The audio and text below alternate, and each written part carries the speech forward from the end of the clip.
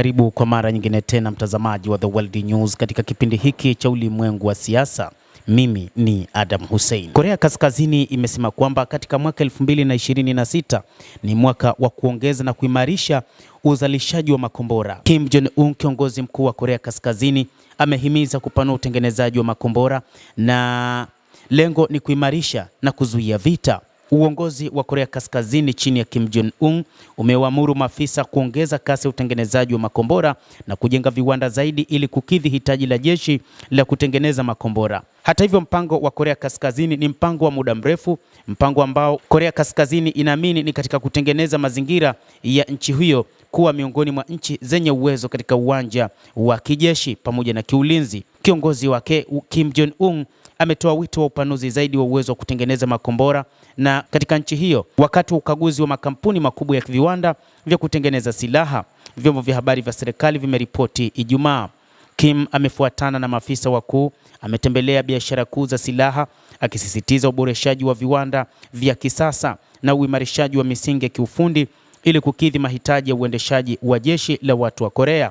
Kulingana na shirika la habari la serikali la Korea KCNA, Pyongyang imeongeza kwa kiasi kikubwa majaribio ya makombora katika miaka hivi karibuni yenye lengo, wachambuzi wanasema, kuboresha uwezo wa mashambulizi ya usahihi, kutoa changamoto kwa Marekani na Korea Kusini na kupima silaha kabla ya kuzisafirisha kwa mshirika wake mkuu ambaye ni Urusi. Kim alionyesha kwamba wakati huu ni wakati wa kuifanya Korea Kaskazini kuwa miongoni mwa mataifa yenye heshima katika ulimwengu, na ameona kwamba kutokana na chokochoko nyingi ambazo zinafanywa na jirani yake Korea ya Kusini ikishirikiana na Marekani, inapaswa kuwa na uwezo mkubwa katika suala la ulinzi na usalama.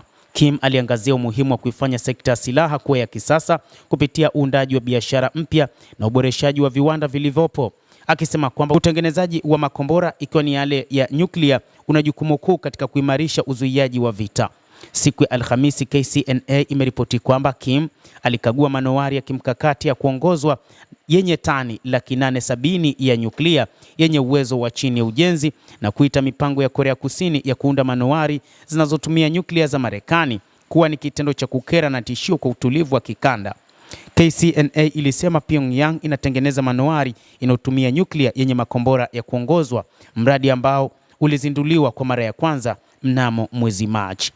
Mtazamaji, hayo ndio ya bwana Kim Jong-un ambaye amedhamiria kulijenga jeshi lake kuwa imara zaidi, na amesema kufikia mwaka 2026 utakuwa ni mwaka wa mabadiliko makubwa katika jeshi la Korea Kaskazini, ambapo silaha nyingi zaidi zitapatikana katika taifa hilo, na kwamba ni katika kujilinda na kuhakikisha hakuna namna yoyote ambapo Korea ya Kusini pamoja na mshirika wake Marekani wataweza kuleta vitisho.